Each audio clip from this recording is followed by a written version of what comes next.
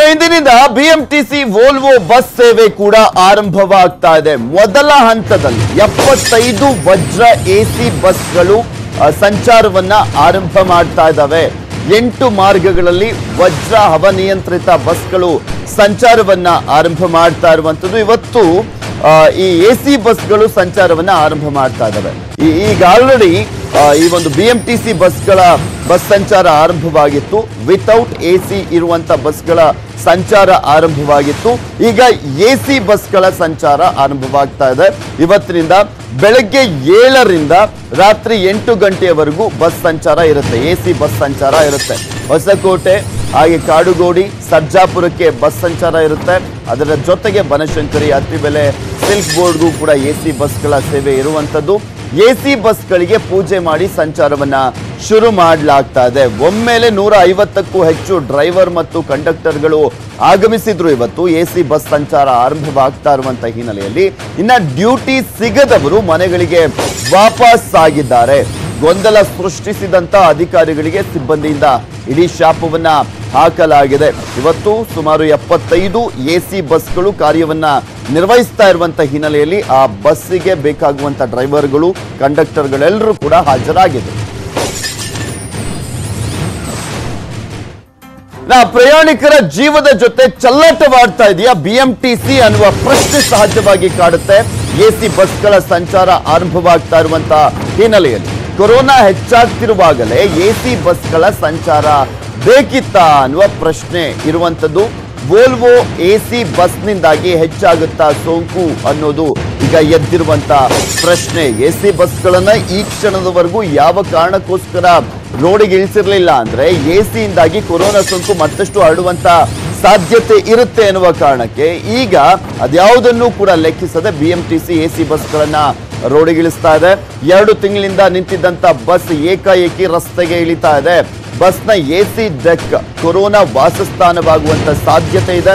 AC ಮುಖಾಂತರವೇ ಪ್ರಯಾಣಿಕರಲ್ಲಿ ಸೋಂಕು ಹರಡುವಂತ ಸಾಧ್ಯತೆ ಕೂಡ ದಟ್ಟವಾಗಿದೆ.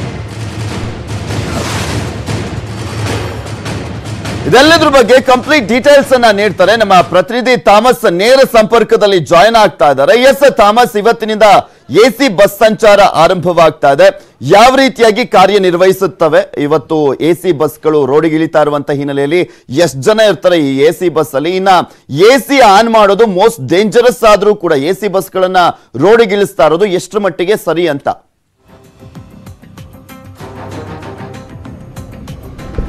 ಈ ರೀತಿಯಂತ ಸಾಕಷ್ಟು ಪ್ರಶ್ನೆಗಳು ಇದಾವೆ ಪೃಥ್ವಿ. ಎಸಿ ಬಸ್ಗಳನ್ನ ರಸ್ತೆಗಿಳಿಸುವಂತದ್ದು ಎಷ್ಟು ಮಟ್ಟಿಗೆ ಸರಿ? ಯಾಕಂತ ಹೇಳಿದ್ರೆ ಕಂಟಾಮಿನೇಷನ್ ಆಗೋಗ್ಬಿಡುತ್ತಾ, ಸಾಂಕ್ರಾಮಿಕತೆ ಹರಡುತ್ತಾ, ಎಸಿ ಬಸ್ಗಳಲ್ಲಿ ಸಾಂಕ್ರಾಮಿಕತೆ ಹರಡುವಂತ ಸಾಧ್ಯತೆಗಳು ವ್ಯಾಪಕವಾಗಿದೆ ಅನ್ನುವಂತ ಒಂದು ಆರೋಪಗಳ ನಡುವೆನೆ ಬಿಎಂಟಿಸಿ ತುಂಬಾ ಒಂದ್ ರೀತಿ ಹೈ ರಿಸ್ಕ್ ಅಂತ ತೆಗೆದುಕೊಂಡು ಎಸಿ ಬಸ್ಗಳ ಕಾರ್ಯಾಚರಣೆಯನ್ನ ಆರಂಭಿಸ್ತಾ ಇದೆ. ಒಟ್ಟು 6 ಡಿಪೋಗಳಿದೆ ಬಿಎಂಟಿಸಿ ವ್ಯಾಪ್ತಿಯಲ್ಲಿ. ಓಲ್ವೋ ಬಸ್ಗಳ ಡಿಪೋ ಇರುವಂತದ್ದು 6 ಡಿಪೋಗಳು. ಆ 6 ಡಿಪೋಗಳ ಮೂಲಕ ಪ್ರಾಥಮಿಕ ಹಂತದಲ್ಲಿ ಇವತ್ತು 75 ಬಸ್ಗಳ ಕಾರ್ಯಾಚರಣೆ ಇವತ್ತು ಆರಂಭ ಆಗ್ತಾ ಇದೆ.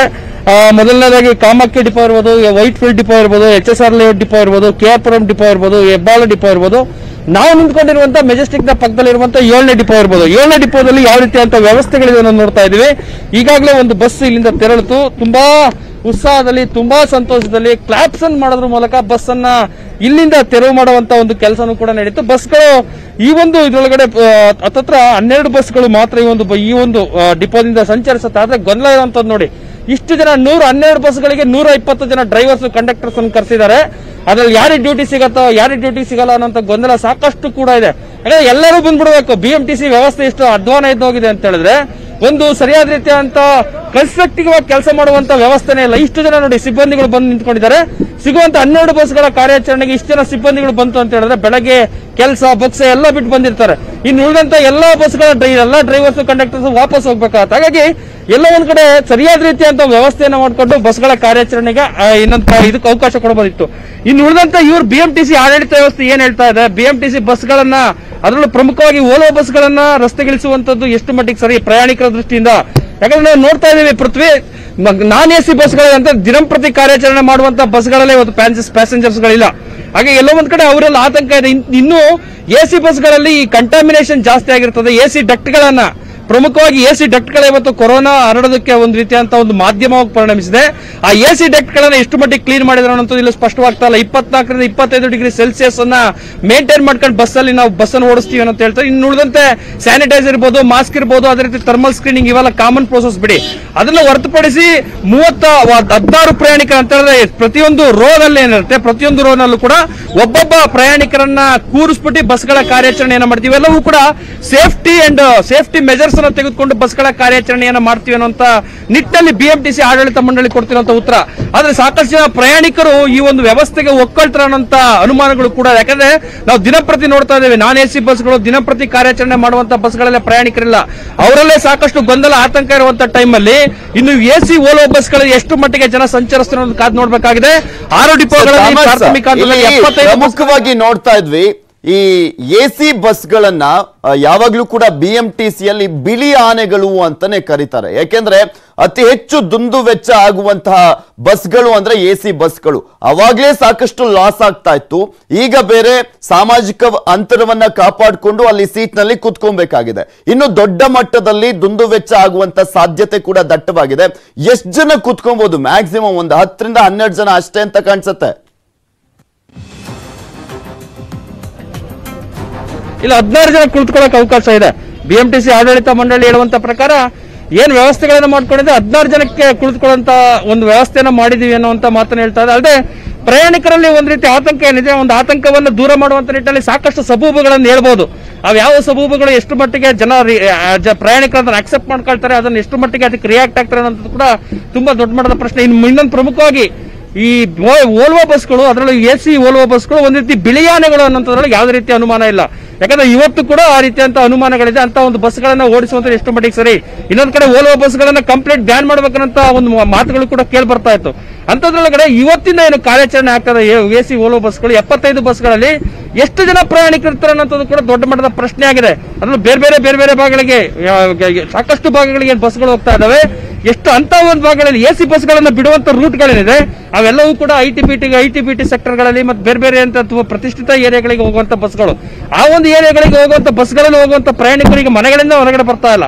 ಅಂತ ಒಂದು ಸಂದರ್ಭದಲ್ಲಿ ಯಾವ ರೀತಿ ಪ್ರಯಾಣಿಕರನ್ನ ಅಟ್ರಾಕ್ಟ್ ಮಾಡ್ತಾರೆ, ಎಷ್ಟೇ ರೀತಿಯಲ್ಲಿ ಇದು ಮಾಡಿದ್ರು ಕೂಡ ಎಸಿಯಿಂದ ಇವತ್ತು ಕಂಟಾಮಿನೇಷನ್ ಆಗ್ತದೆ, ಕೊರೋನಾ ಹರಡುತ್ತೆ ಅನ್ನುವಂತ ಒಂದು ಭಾವನೆ ಜನರಲ್ಲಿ ಬಂದಿರೋದ್ರಿಂದಾಗಿ ಸಾಕಷ್ಟು ಜನ ಕಾಮನ್ ಆಗಿರುವಂತ ಬಸ್ಗಳಲ್ಲೇ ಬರೋಲ್ಲ ಅಂದಾಗ ಇನ್ನ ಎಸಿ ಓಲೋ ಬಸ್ಗಳಲ್ಲಿ ಎಷ್ಟು ಮಟ್ಟಿಗೆ ಬರ್ತಾರೆ ಅನ್ನೋ ದೊಡ್ಡ ಮಟ್ಟ ಪ್ರಶ್ನೆ ಆಗಿ ಕಾಡ್ತಾ ಇದೆ. ನೋಡ್ಬೇಕು ಪೃಥ್ವಿ, ಏನು ಬಸ್ಗಳ ಕಾರ್ಯಾಚರಣೆ ಈಗ ಆರಂಭವಾಗಿದೆ, ಯಾವ ರೀತಿ ಪ್ರಯಾಣಿಕರು ಬರ್ತಾರೆ ಅನ್ನೋದ್ರ ಮೇಲೆ ಬಹುಶಃ ಇದರ ಸಾಧಕ ಬಾಧಕಗಳು ಡಿಪೆಂಡ್ ಆಗಿದೆ Prithvi. Okay, thank you Thomas Pushparaj ನಿಮ್ಮೆಲ್ಲ ಡೀಟೇಲ್ಸ್ಗಾಗಿ.